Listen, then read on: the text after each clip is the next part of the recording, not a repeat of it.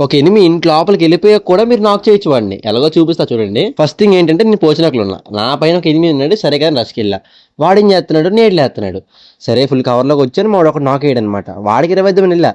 వాడు అక్కడే ఉన్నాడు. వాడికి ఫుల్ స్ప్రే కొట్టాను. వాడు నాక్ చేశాను. నాక్ చేసి కిందకి వెళ్ళా. మళ్ళీ ఇంకొక ఎనిమిది పైనే ఉన్నాడు. వాడి పైన మెడికి వేస్తున్నాడు. నేను చూసుకోవాలా.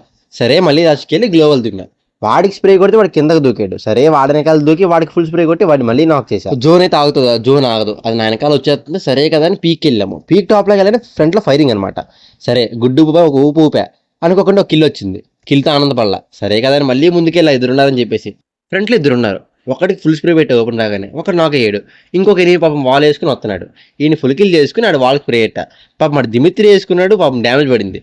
వాడు మళ్ళీ ఓపెన్ అయ్యాడు. వాడు మళ్ళీ కొట్టా. పాపం వాడికి దిమిత్రి కూడా బొక్క పెట్టా. M60 బుల్లెట్లు అన్నీ అయిపోయి సరే ఇంకా ఇద్దరే ఉన్నారని చెప్పేసి సప్లీ బాక్స్ వేసా. సప్లీ బాక్స్ వేసుకుని నీట్గా లూట్ చేసుకున్నా. కింద నిలిచేపు ఒక ఎనిమి వాడిం చేస్తున్నాడు. కింద నిలిచేపులో పాపం లోపలికి వెళ్తున్నాడు. నేను స్ప్రే పెట్టా. వాల్ వేసాడు. నేను నాన్ స్టాప్ స్ప్రే పెడుతూనే ఉన్నా. పాపం అలా బుల్లెట్ వెళ్ళి ఇంట్లోకి వెళ్ళి నాక్ అయిపోయాడు. పాపం వాడు. మనం చేయాల్సింది ఏంటంటే అడ్వాన్స్ ఫైర్ కొట్టాలన్నమాట. వాడు వచ్చినా రాకపోయినా కొడుతూనే ఉండాలి. వాడు నాక్ అయ్యాడు. ఇంకా కిందకి వెళ్ళి లూట్ చేద్దాం అనుకున్నా ఇంకోటి వస్తున్నాడు ఫ్రంట్లో.